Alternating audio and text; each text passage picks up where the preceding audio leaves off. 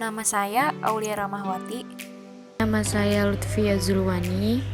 Nama saya Bima Iqbal Arya Pratama. Perkenalkan, nama saya Anissa Madadian Luai Azarin. Kenalkan, nama saya Muhammad Agung Azaki. Saya Fadika Julian Nugroho. Berikut ini merupakan daftar isi, standar, dan sumber dari PPT ini.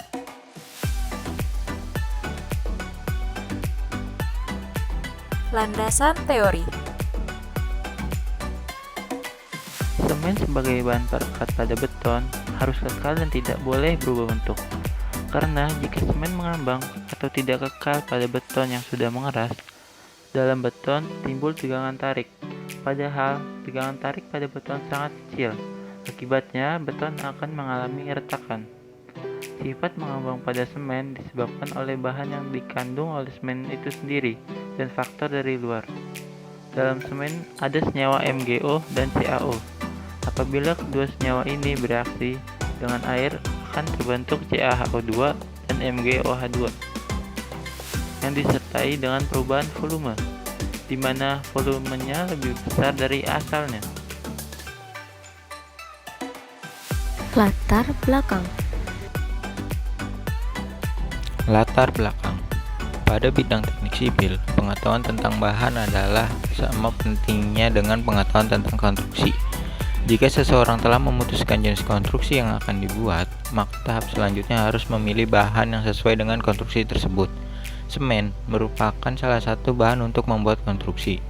Semen atau cemen adalah hasil industri dari paduan bahan baku seperti batu, kapur, atau gamping sebagai bahan utama dan lempung atau tanah liat atau bahan pengganti lainnya dengan hasil akhir berupa padatan berbentuk bubuk bulk tanpa memandang proses pembuatannya yang mengeras atau membantu pada pencampuran dengan air.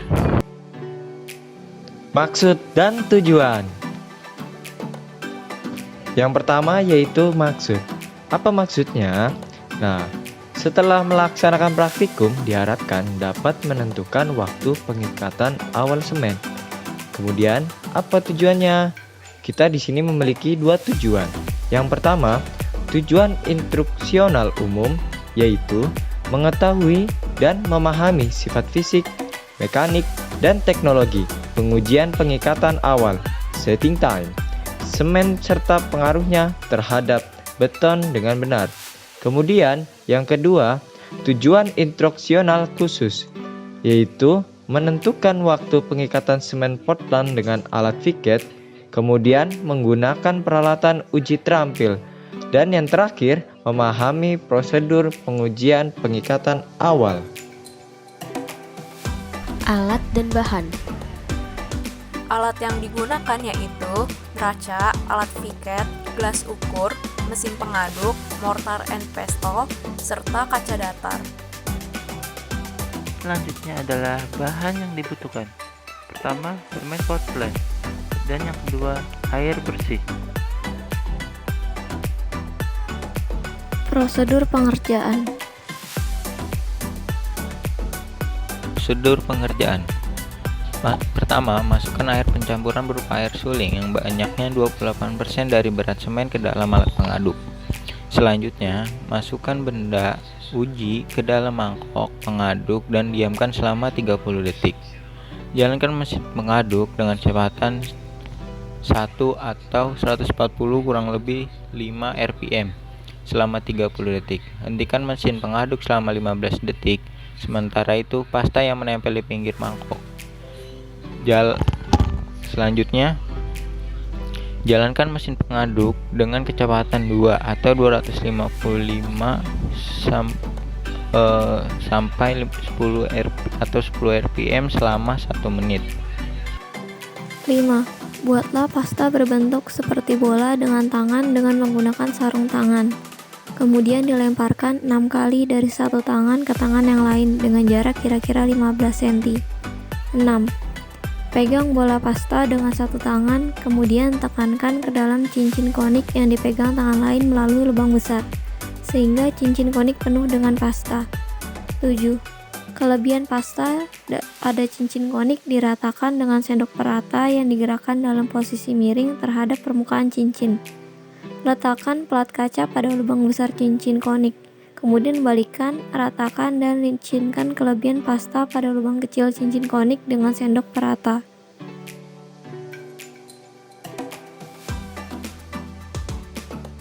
Selanjutnya, letakkan cincin konik di bawah jarum kecil alat pijat dan kontakkan jarum tepat pada bagian tengah permukaan pasta. Jatuhkan jarum setiap 15 menit sampai mencapai penurunan di bawah 25 mm. Setiap menjatuhkan jarum, catatlah penurunan yang berlangsung selama 30 detik. Jarak antara titik-titik setiap menjatuhkan jarum adalah setengah cm, dan jarak titik dari pinggir cincin konik tidak boleh kurang dari 1 cm.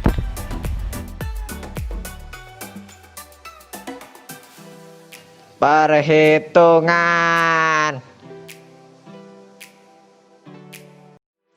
Contoh tabel data dapat dilihat sebagai berikut ini.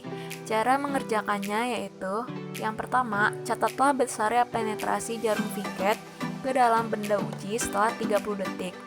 Selanjutnya, ulangi pekerjaan setiap 15 menit untuk titik-titik lain yang berbeda.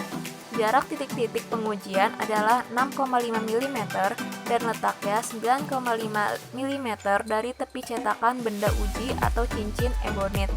Selanjutnya, setiap kali percobaan, jarum piket harus dibersihkan dan selalu dalam kondisi lurus dan bebas dari getaran.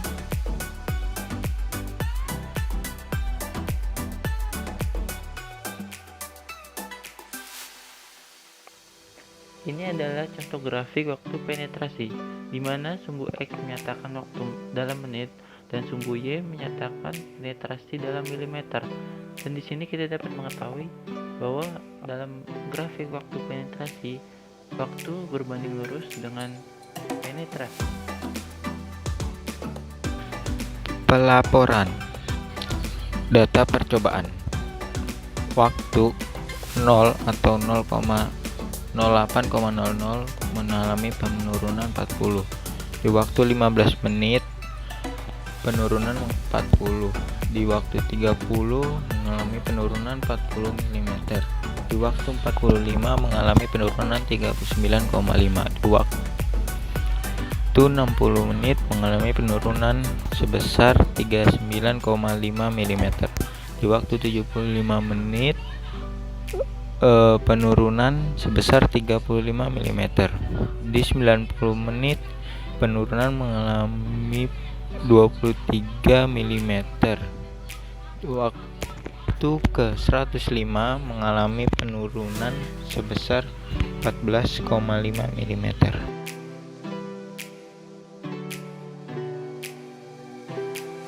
Berikut adalah grafik waktu pengikatan awal. Oke, kita masuk ke pembahasan. Apa pembahasannya?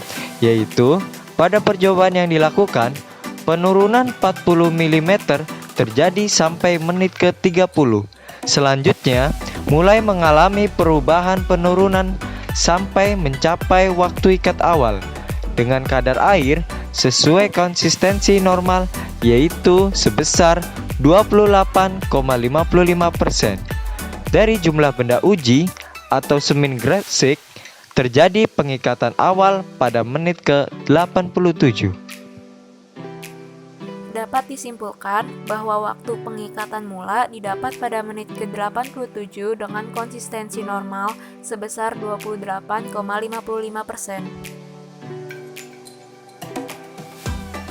Jalan-jalan ke Magetan, tak lupa makan ketan. Sampai jumpa, ucapkan para pendengar sekalian.